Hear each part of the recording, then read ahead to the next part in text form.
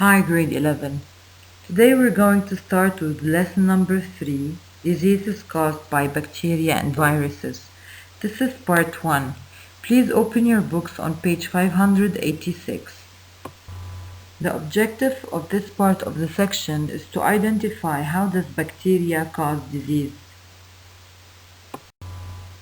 A disease-causing agent is called a pathogen. The most common pathogens are bacteria and viruses. The discussion in this video will include the common prokaryotic pathogens, that is bacteria, and it will exclude archaea.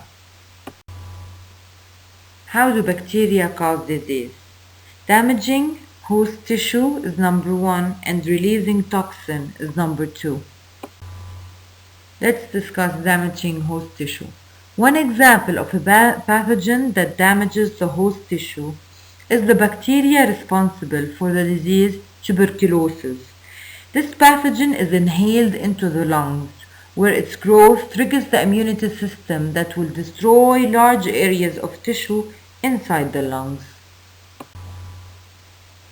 This bacteria can travel from the lungs through blood vessels to other sites in the body, causing similar damage, which destruction of tissue.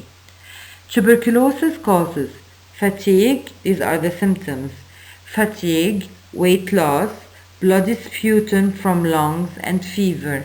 Inhalation is the mode of transmission. Releasing toxins. Some of the bacteria that release toxins in order to harm the host tissue cause the disease diphtheria and botulism. What is diphtheria? Diphtheria causes a thick covering of the throat that leads to difficulty breathing, heart failure, paralysis, and death. Diphtheria has largely been eliminated by vaccination. What is botulism? Botulism is a rare and serious condition caused by bacteria that releases toxins in the human body. Botulism can be foodborne, wound-borne, or infant-borne. A cause of botulism in infant is consuming honey. Some of the symptoms include difficulty swallowing, paralysis, trouble breathing, drooping of the eyes. The treatment will include antibiotics. How to control bacteria. Most bacteria are harmless and some are beneficial. However, there is a threat every day to acquire bacteria that can cause a disease. Various methods are used to control bacteria growth. Number 1, physical removal. 2, disinfectants. 3, food storage. 4, food processing. And finally, 5, sterilization by heat. The first way to control bacteria is by physical removal, which is hand washing. It might be hand washing without using disinfectant, so you physically remove or dislodge bacteria and viruses that are stuck on your hands. Using disinfectant, chemical solutions will kill bacteria and can be used to clean hands or surfaces. It's very important the way you store food.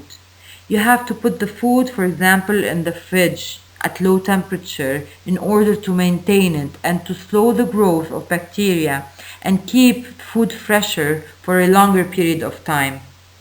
Also, boiling, frying, or steaming food will sterilize it and will raise the temperature in order to kill bacteria.